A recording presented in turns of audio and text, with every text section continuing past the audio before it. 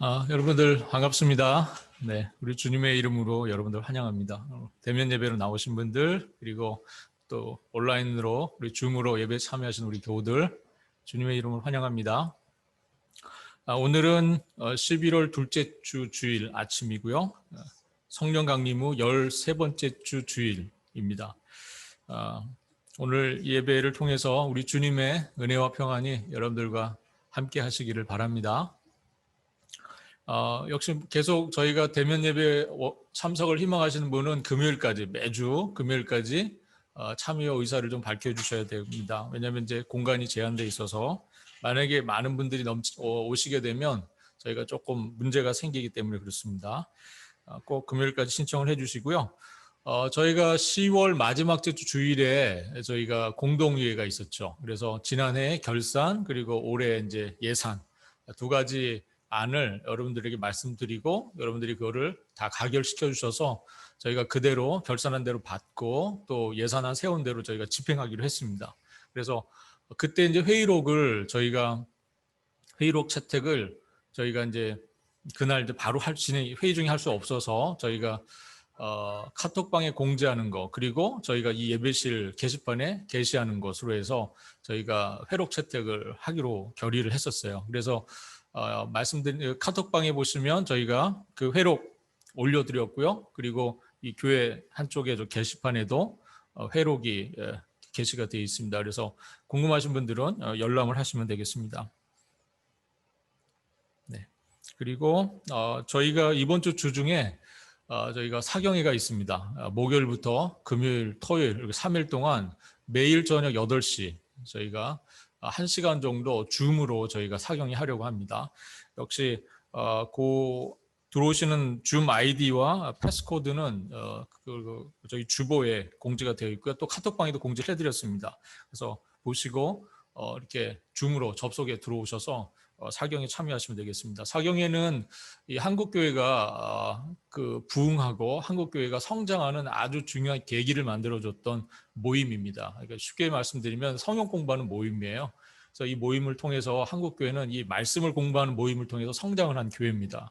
그래서 굉장히 의미가 있고요. 저희가 그 한국교회 전통을 계속 저희가 계승해서 저희가 성역 공부 모임을 매년 하고 있습니다. 사경이 3일 동안 집중해서 하는데 올해는 본문이 이사야서입니다. 우리가 작년에는 주제로 하나님의 나라를 다루었고요. 올해는 저희가 이사야서. 이사야서는 많이 이렇게 알고 계시는 성경인데 이렇게 의외로 보면 이사야서에 대해서 잘 몰라요, 교인들이. 왜냐하면 이사야서 읽어지지도 않게 되고 또 그 내용도 굉장히 이렇게 그러니까 요한계시록에 나오는 그런 형태의 묵시가 많아서 잘 이해도 잘 힘들고요. 그래서 이번 기회에 저희가 요한계시록을 좀 집중해서 사경의 시간 통해서 공부하려고 합니다. 여러분들 많은 참여를 부탁을 드리고요. 또 준비하는 저를 위해서도 좀 기도 부탁을 드립니다. 이상으로 교회 소식은 이렇게 마치겠습니다. 오늘 우리를 이 예배로 부르시는 주님의 말씀 시편 85편 9절로 13절까지의 말씀을 제가 봉독하겠습니다. 진실로 그의 구원이 그를 경외하는 자에게 가까우니 영광이 우리 땅에 머무리이다. 인애와 진리가 같이 만나고 의와 화평이 서로 입맞추었으며 진리는 땅에서 솟아나고 의는 하늘에서 굽어보도다. 여호와께서 좋은 것을 주시리니 우리 땅이 그 산물을 내리로다. 의가 주의 앞에 앞서가며 주의 길을 닦으리로다. 아멘. 이 시간 우리 사도신경으로 우리 신앙을 주님 앞에 고백하겠습니다. 전능하사 천지를 만드신 하나님 아버지를 내가 믿사오며 그 외아들 우리 주 예수 그리스도를 믿사오니 이는 성령으로 잉태하사 동정녀 마리아에게 나시고 본디오 빌라도에게 고난을 받으사 십자가에 못 박혀 죽으시고 장사한 지 사흘 만에 죽은 자 가운데서 다시 살아나시며 하늘에 오르사 전능하신 하나님 우편에 앉아 계시다가 저리로서 산자와 죽은 자를 심판하러 오시리라. 성령을 믿사오며 거룩한 공예와 성도가 서로 교통하는 것과 죄를 사하여 주시는 것과 몸이 다시 사는 것과 영원히 사는 것을 믿사옵나이다. 아멘. 이 시간 함께 찬양하며 우리의 구원자가 되시고 또 생명의 주인 되시는 주님, 그 주님을 향해서 이전보다 더욱 사랑합니다. 그리고 온 마음 다해 사랑합니다 하는 그 고백 찬양 함께 하겠습니다.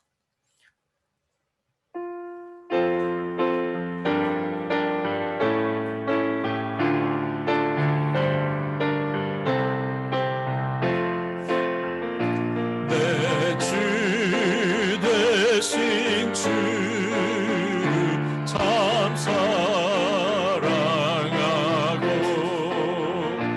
꼭 그에게 죄를 다 고합니다. 그 은혜를 주신 내 예수시니 이 전보다 더욱 사랑합니다. 주 날 사랑하사 구하시려고 저 십자가 고난 당하셨도다.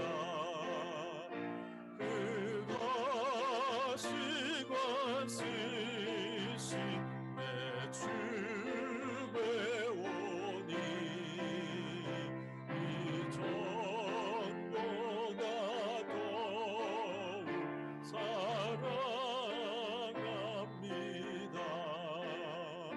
내 평생에 힘쓸 그 의무는 주 예수의 덕을 늘 기리니라. 숨질 때에까지 내 할 말씀은 이 전보다 더욱 사랑함. 그 영광의 나라를 그 영광의 나라 나 들어가서 그 풍성한 은혜 늘 감사리.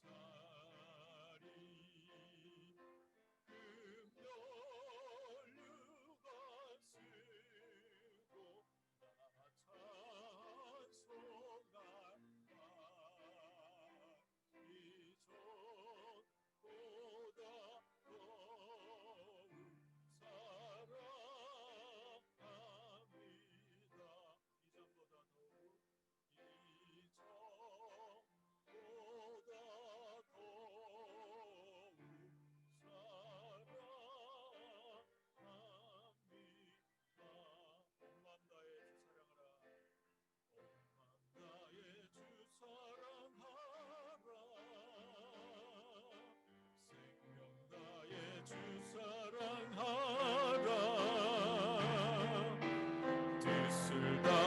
더욱 사랑하라.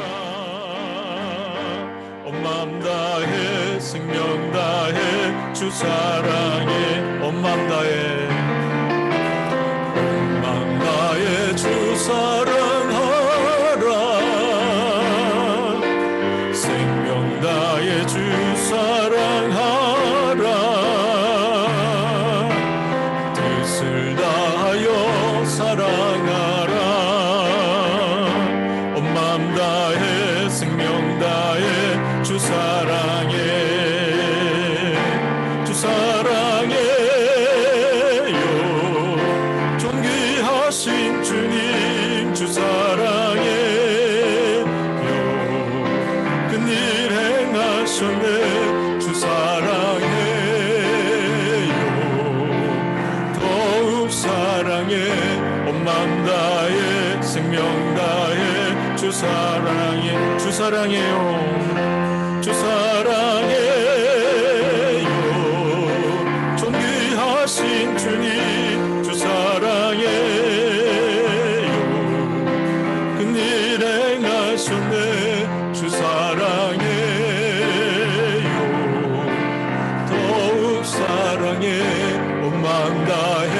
생명 다해 주 사랑해. 아멘. 주님, 우리의 마음이 간절히 주님을 기다립니다. 이곳에 오셔서 우리와 함께 하옵소서 하는 마음으로 함께 찬양하겠습니다. 하늘의 문을 여소서, 이곳을 주목하소서.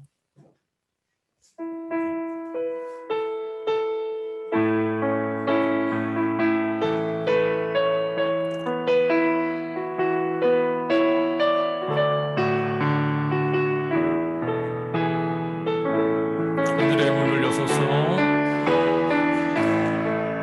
하늘의 문을 여소서, 이곳을 주목하소서. 주를 향한 노래가 꺼지지 않으니 하늘을 열고 보소서. 이곳에 임재하소서. 주님을 기다립니다. 기도의 향기가 하늘에 닿으니 주여 임재하여 주소서. 이곳에 오소서. 이곳에 앉으소서. 이곳에서 드리는 예배를 받으소서. 주님의 이름이, 주님의 이름만이, 오직 주의 이름만 이곳에 있습니다. 이곳에 오셔서 이곳에 앉으소서. 이곳에서 드리는 예배를 받으소서. 주님의 이름이, 주님의 이름만이, 오직 주의 이름만 이곳에 있습니다. 우리 처음부터 다시 고백합니다. 하늘의 문을 여소서. 이곳을 주목하소서. 주를 향한 노래가 꺼지지 않으니 하늘을 열고 보소서. 주님, 이곳에 임재하소서. 이곳에 임재하소서. 주님을 기다립니다. 기도의 향기가 하늘에 닿으니 주여 임재하여 주소서. 이곳에 오소서. 이곳에 오소서. 이곳에 앉으소서. 이곳에서 드리는 예배를 받으소서. 주님의 이름이, 주님의 이름만이, 오직 주의 이름만 이곳에 있음. 이곳에 오셔서. 이곳에 오셔서. 이곳에 앉으소서. 이곳에서 드리는 예배를 받으소서. 주님의 이름이, 오직 이름만이, 오직 주의 이름만 이곳에 있습니다. 아멘. 기도하겠습니다.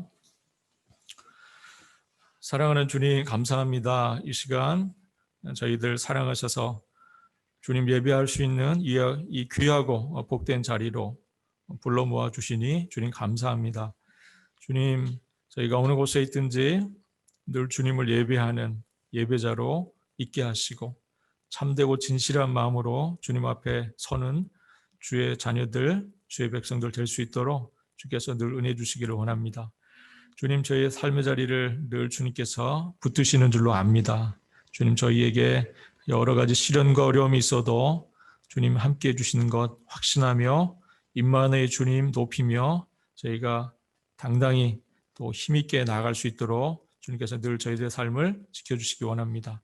하나님, 오늘 이 예배를 통하여 주시는 말씀 저희에게 큰 힘과 위로가 되게 하시고 주님 이 말씀으로 저희가 다시 한번 서는 귀하고 복된 은혜를 주님 주옵소서. 예배에 참여한 당신의 백성들의 삶 가운데 우리 하나님의 놀라운 위로와 격려가 있기를 주님 간절히 원합니다. 주님, 특별히 또 이 나라에 또 새로운 또 위정자를 또 세워주시고 하나님 또 이 나라를 이끌어가게 하신 것을 주님 감사드립니다. 주께서 이 나라를 더욱 사랑해 주시고 또 이 나라가 주님의 은혜와 평안 가운데 늘 거할 수 있도록 주께서 함께 은혜 더해 주시기를 원합니다. 주님, 앞으로의 모든 절차 가운데에도 우리 하나님 선하게 역사하시고 하나님의 위로가 이 백성들 가운데 넘치는 시간들이 될 수 있도록 주님 도와주시기 원합니다. 주님, 오늘 저희가 이 땅 가운데 하나님의 백성으로 서게 하신 것을 감사드립니다.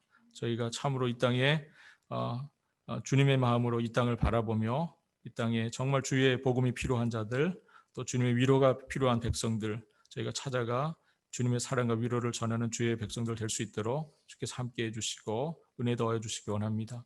저희가 정말 이 교회를 세워주신 또 저희를 이 세상으로 또 불러내신 주님의 그 부르심에 합당한 삶을 살 수 있도록 주께서 늘 도와주시고 성령의 충만한 가운데 이 직분들을 잘 감당해 나가는 주의 백성들 될 수 있도록 주님 은혜를 더하여 주옵소서. 주님, 이 교회를 정말 은혜 가운데 세워주셨는데 저희가 이 어려운 중에 정말 잘 감당케 하여 주시고 우리 교우들 한마음 한뜻 되어 교회를 위해 기도하고 하나님 우리 서로를 위해 중보하는 그런 교회 될 수 있도록 정말 이 시대 데살로니가 교회 같은 그런 교회가 될 수 있도록 주님 우리 모두에게 은혜를 더해 주시기 원합니다. 우리의 삶 가운데 믿음과 사랑과 소망이 넘치는 정말 교회 그러한 저희의 삶 될 수 있도록 주님 도와주시기를 원합니다. 오늘 예배를 통하여 하나님 무엇보다도 우리 주님 홀로 높임을 받으시기를 간절히 소망하며 이 예배의 주인 되시는 주님을 저희가 기쁨으로 경배하며 찬양하는 그런 시간 될 수 있도록 주님 도와주옵소서. 감사를 드리며 우리 주님 되시는 예수 그리스도의 이름으로 기도합니다. 아멘.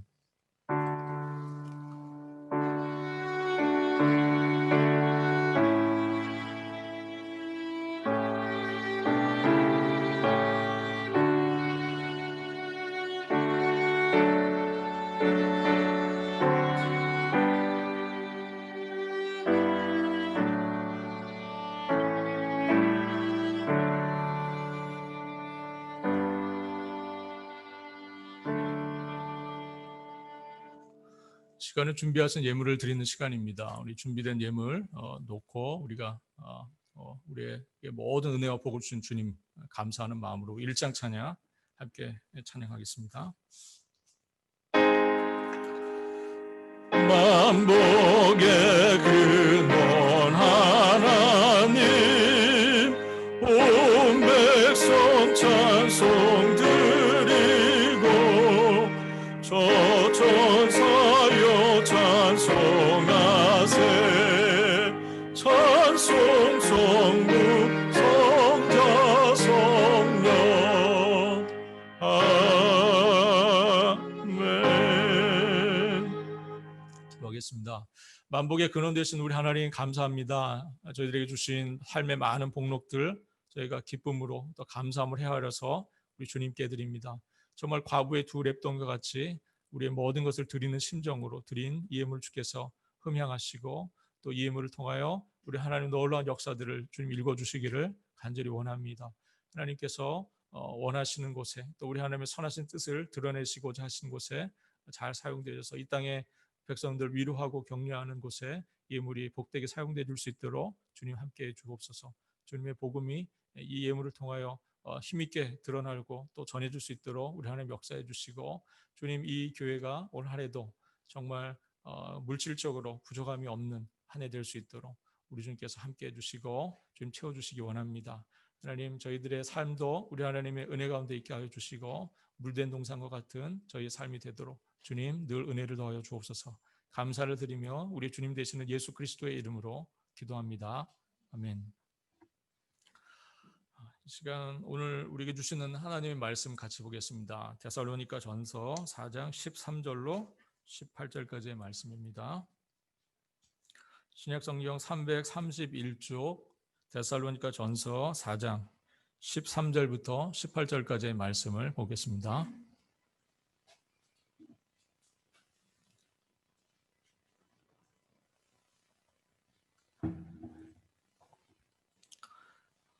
제가 13절을 읽겠는데요. 우리 같이 한 절씩 교독을 하면 좋겠습니다. 우리 한 절씩 교독을 하겠습니다.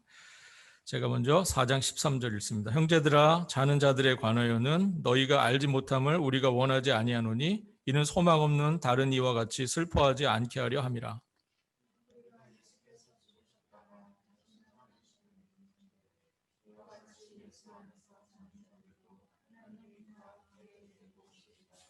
우리가 주의 말씀으로 너희에게 이것을 말하노니 주께서 강림하실 때까지 우리 살아남아 있는 자도 자는 자보다 결코 앞서지 못하리라.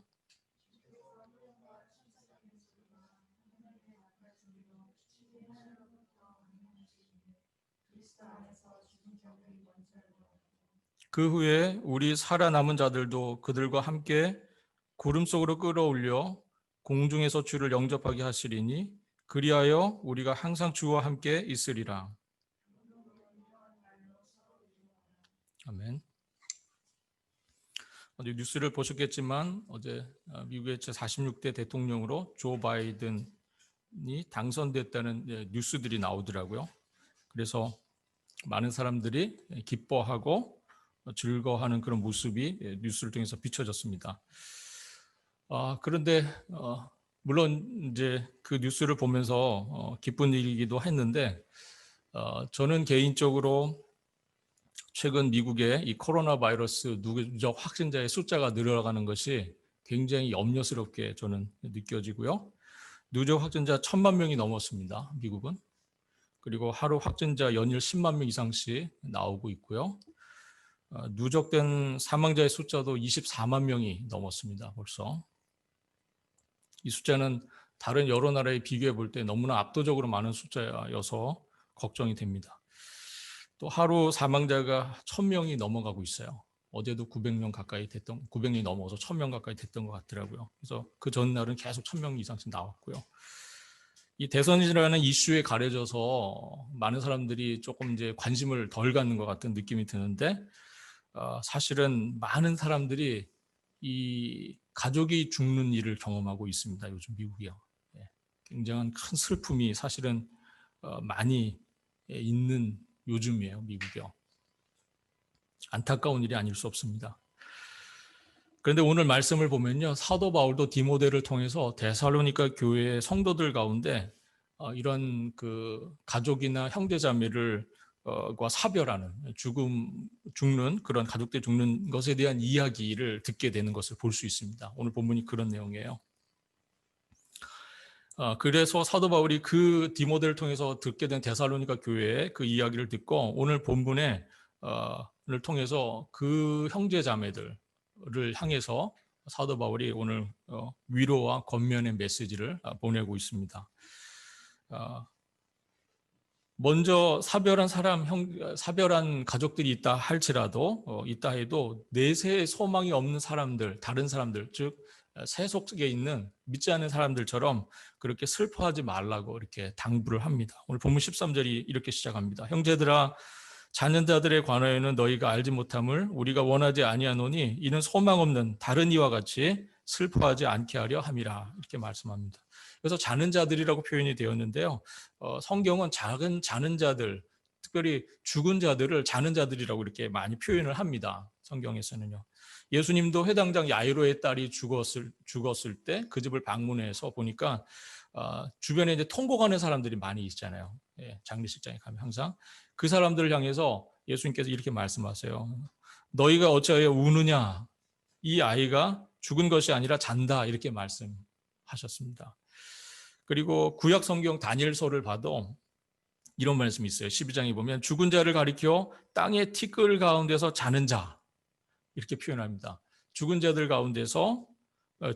가리켜서 땅의 티끌 가운데 자는 자라고 이렇게 묘사를 합니다.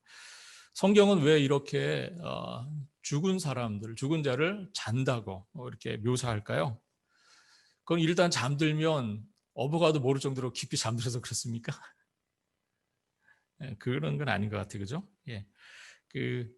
성경이 죽음을 잠으로 비유하는 이유는요, 아마 이걸 겁니다. 우리가 아무리 깊이 잠에 들어도 아침이 되면 깨잖아요. 마찬가지로 죽은 자도 부활의 아침이 되면 깨어날 거라는 겁니다. 이게 성경이 우리에게 전하는 아주 중요한 진리죠. 다니엘서 12장 2절을 보면 땅의 티끌 가운데서 자는 자 중에서 많은 사람이 깨어나 영생을 받을 자도 있겠고 수치를 당하여 영원히 부끄러움을 당할 자도 있을 것이다, 이렇게 말씀합니다. 이런 면에서 죽음은 영원히 잠드는 영면, 우리가 영면이라고 표현하는데 그 영면이 아니죠. 죽음은 영면이 아니라 부활의 아침에 다시 일어나는 것, 그것이 죽음입니다. 하지만 우리가 이 일이 어떻게 진행되는지 그 원리와 과정을 우리가 이해를 못합니다. 어떻게 죽은 자를 잔다고 표현하고 어떻게 자는 자가 아침에 일어나는 것처럼 죽은 자가 부활의 아침에 깨게 되는지 우리 잘 몰라요, 사실은. 어떻게 그것이 진행되는지 잘 모릅니다. 단지 우리가 성경을 통해서, 성경에 계시된 말씀을 통해서 우리가 그저 희미하게 이해할 뿐입니다. 오늘 말씀은 2000여 년 전에 데살로니가 교회 성도들이 궁금해했던 그리스도인이 죽으면 어떻게 되는가에 대한 가르침이에요. 오늘 본문은. 데살로니가 교회 성도들 중에는 신실한 믿음을 가진 형제들의 임종, 가족들의 임종을 지켜보면서 아주 적지 않은 혼란을 경험하는 우리 사람들이 있었습니다. 그 소식을 디모데를 통해서 바울이 들었죠. 가까운 이의 죽음은 자연적인 자연사도 참 안타깝지만 여러 가지 특별한 어떤 이유나 상황 때문에 또 어떤 경우는 요즘에 또 자살도 굉장히 높고요. 그래서 이런 여러 가지 이유들로 인해서 우리가 가족이 죽는 일, 또 형제자매 가깝게 지내는 사람들의 죽음은 이게 굉장히 큰 아픔입니다.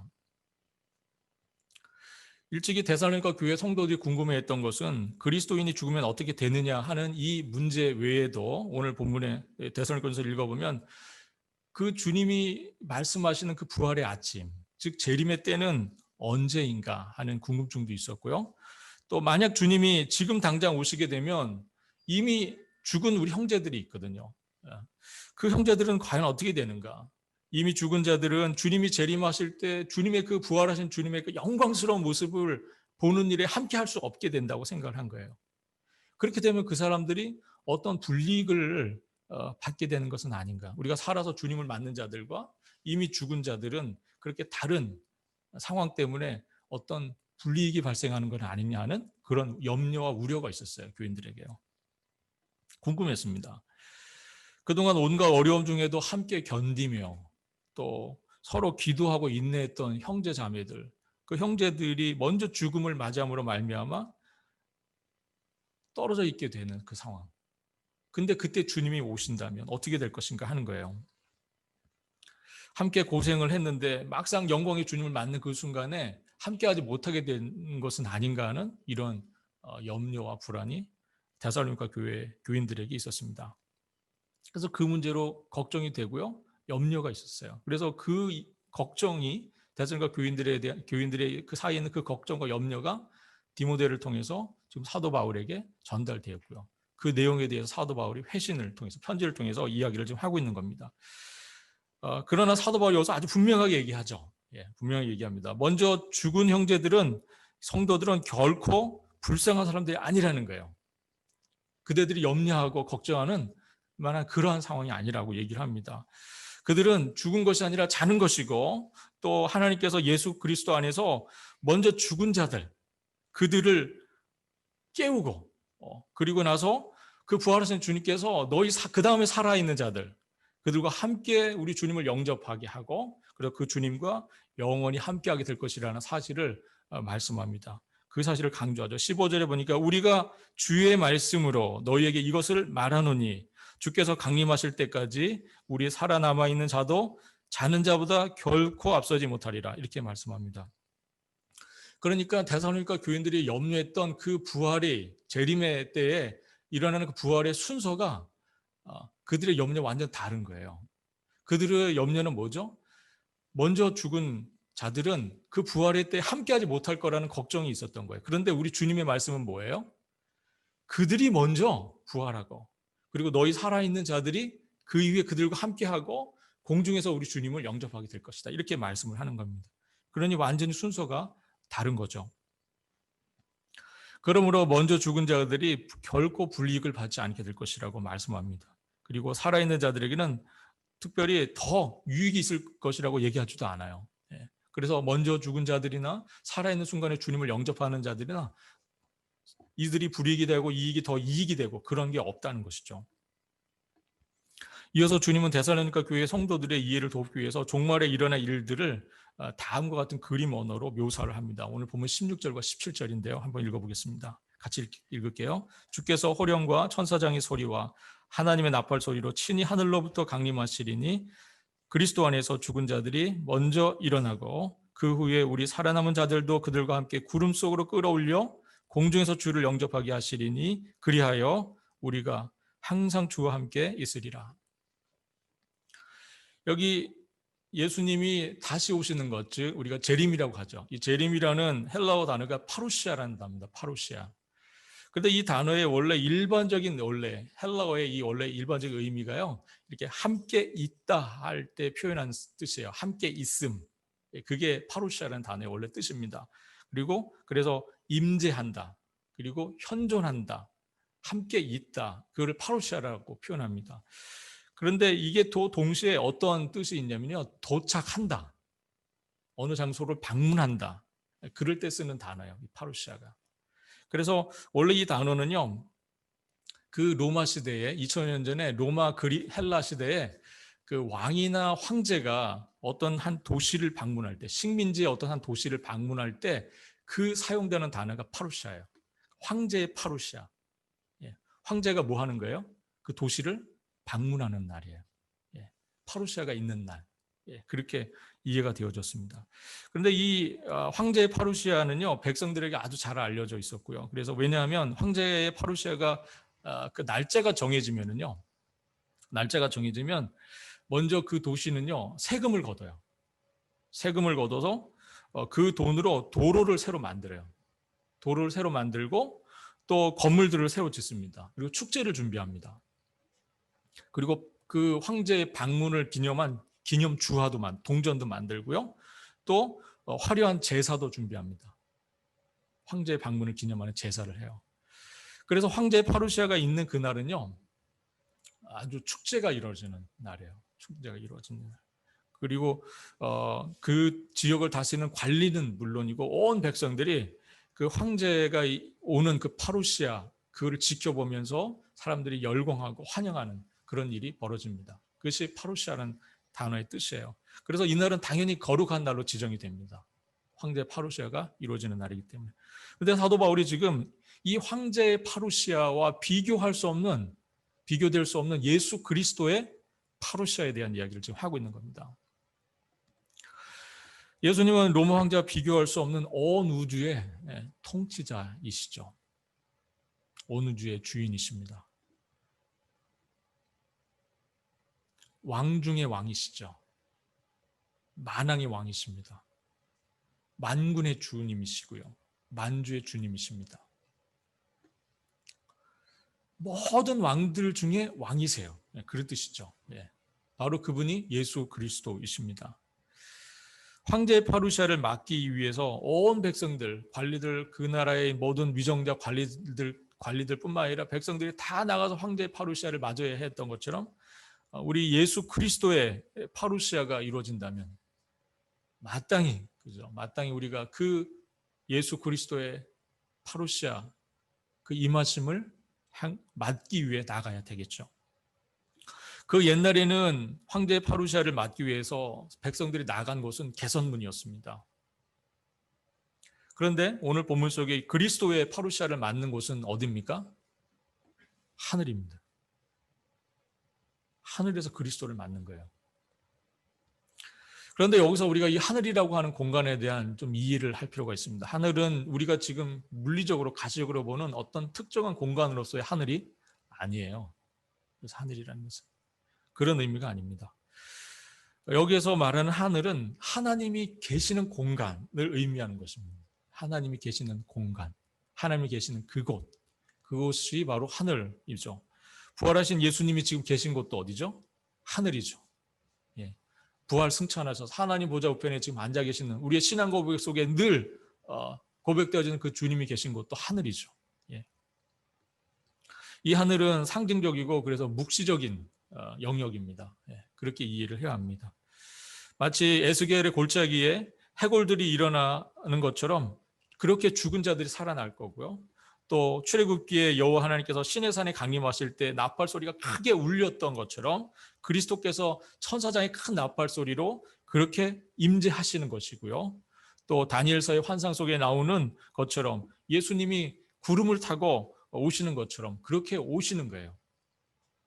그렇게 묘사가 된 것처럼 그렇게 오시는 겁니다. 이것이 바로 하나님의 임재와 관련된 성경에 나오는 상징적이고 묵시적인 그런 묘사 표현들입니다. 그러므로 우리가 예수님이 임재하시는 장면을 묘사한 이 오늘 16절과 17절의 말씀을 가지고 천사장은 누굴까 이렇게 궁금해할 필요가 없어요. 천사장은 여럿이 있죠. 우리가 아는 천사장만도 누가 있습니까? 천사장 가브리엘? 미가엘? 예. 누굴지 궁금해할 필요가 없어요. 왜냐하면 그냥 천사장이 오는 나팔 소리로 온다고 되어 있기 때문에. 그리고 온 우주에 들려야 되잖아요. 온 우주에 이 나팔 소리. 그럼 이 나팔의 사이즈가 얼마나 커야 되는 겁니까, 사실? 그런 거 우리가 사실은 궁금해할 이유가 없죠. 중요한 게 뭡니까? 우리 주님의 파루시아, 다시 오심이 있다는 것.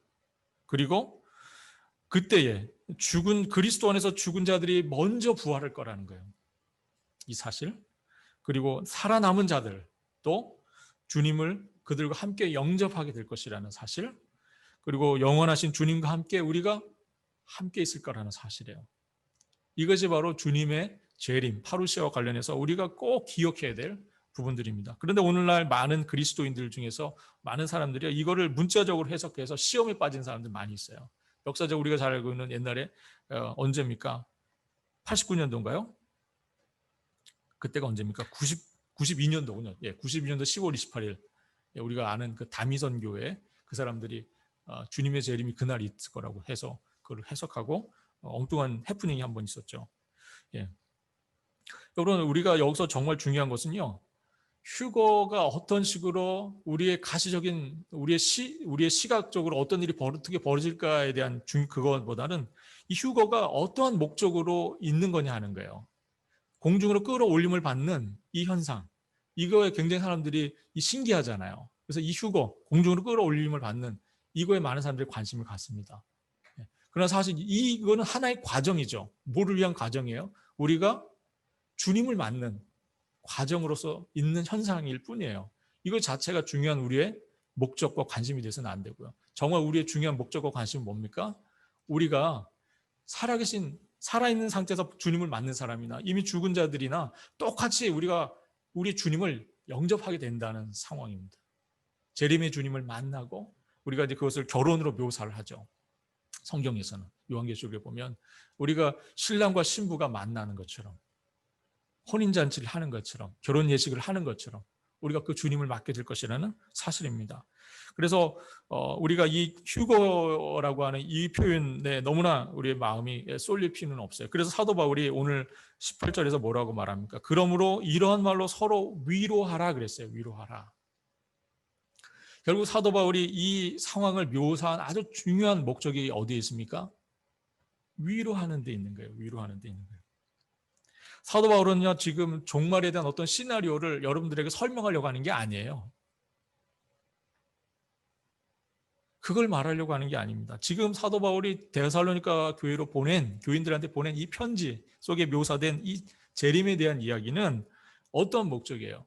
지금 가족을 잃고 슬픔과 또 형제들을 잃고 또 근심에 있는 이 사람들을 위로하는 데 있는 거예요. 위로하는 데. 위로하라. 위로하라. 우리가 주와 항상 함께 있으리라. 그러므로 이 말로 서로 위로하라, 이 얘기예요. 우리 주님은 어떠신 분이십니까? 우리 주님은 십자가에 못 박혀 죽으시고 부활 승천하신 후에 하나님 보좌 우편에 앉아 계신 분이죠. 그리고 성령을 보내셔서 세상 끝날까지, 즉 주님이 다시 오시는 그때까지 내가 너희와 항상 함께 있으리라, 이렇게 약속하신 분이 아닙니까? 그렇죠?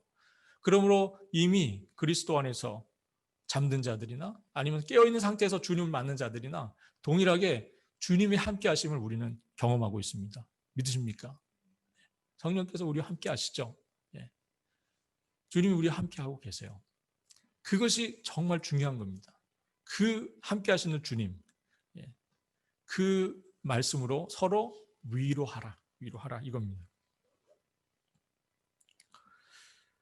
많은 분들이 평안하게 죽음을 맞기를 바랄 겁니다. 많은 분들이 그렇게 죽음을 맞기를 원하죠. 그런데 참 안타깝게도 우리 가운데 죽음은 너무나 다양하게 다가옵니다.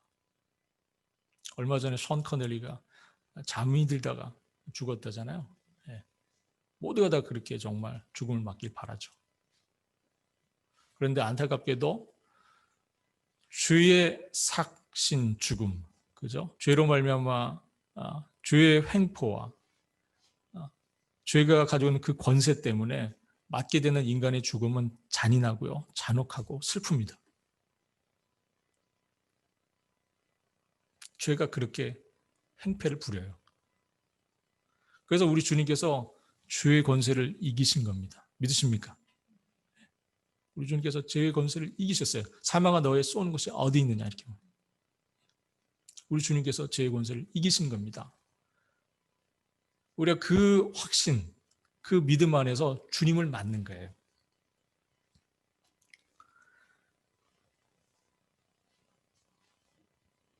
우리가 꼭 죽은 뒤에 주님의 품에 안기는 게 아닙니다. 성경은 우리가 주님의 품 안에 있는 것, 우리가 주님과 함께하는 것은요, 죽어서 이루어지는 일이 아니라는 거예요. 성경이 말하는 주님과 함께하는 것, 그것은 죽은 자나 살아있는 자나 잠든 자나 현재 깨어있는 자나 동일한 거예요. 성경이 말하는 이 상황, 이 말씀, 이 위로의 말씀에 대해서 여러분들 확신하실 수 있기를 바랍니다. 여러분, 우리가 예수 그리스도 안에 있으면 이미 영원한 생명을 얻은 거죠. 예수 그리스도 안에 영원한 생명을 얻었습니다. 우리가 늘 찬양한 찬송가에 가사처럼 주의 친절한 팔에 안기세, 주의 친절한 팔, 우리 마음이 평안하리니. 바로 그거죠. 여러분들, 오늘 사도 바울이 데살로니가 교회에 보낸 이 데살로니가전서 4장 13절 18절까지 이 말씀을 통해서 그들을 위로하려고 했던 사도 바울의 이 놀라운 이 위로의 메시지가 우리 모두에게도 동일한 메시지가 될 수 있기를 바랍니다. 그리고 우리가 무엇보다도 그리스도와 함께하고 있다, 우리 주님이 우리와 함께하고 있다는 이 놀라운 사실 앞에 감사하고, 그리고 이 말로 서로 위로하고 격려하고 주님의 재림을 고대하는 우리 모두가 됐으면 좋겠습니다. 성도 여러분, 그리하여 우리가 항상 주와 함께 있으리라, 우리 말씀 여러분들 확신하실 수 있기를 바랍니다. 기도하겠습니다. 하나님 아버지, 오늘 사도 바울이 데살로니가 교회로부터 들려왔던 안타까운 소식, 성도들의 슬픔, 또 성도들이 가지고 있었던 혼란, 염려, 이런 것들을 바라보며 정말 예수 그리스도 안에서 왜 우리가 소망을 가져야 하는지를 전했던 이 편지를 통해서 오늘 이 시대를 향한 주님의 또 음성, 주님의 메시지를 듣습니다. 주님, 우리 가운데 많은 이들이 죽음을 통해서 우리의 가족들을 또 떠나보내는 이 안타까운 일들이 계속 벌어지고 있습니다. 주님, 우리에게 많은 위로가 필요합니다. 주께서 오늘 말씀하신 이 말씀으로 우리와 함께 하시는 그 주님으로 말미암아 우리 가운데 늘 동행하시는 그 주님으로 말미암아 우리가 큰 위로를 경험하는 시간이 될 수 있도록 주님 도와주시고 이 백성들을 주님 위로하여 주옵소서. 감사드리며 우리 주님 되시는 예수 그리스도의 이름으로 기도합니다. 아멘. 우리 함께 찬양하겠습니다.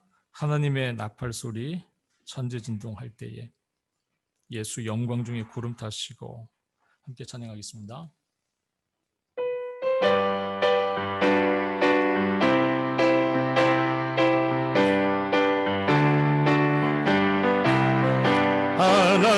주의 나팔 소리 천지 진동할 때에 예수 영광 중에 구름 타시고 천사들을 세계 만국 모든 곳에 보내어 구원 얻은 성도들을 모으리.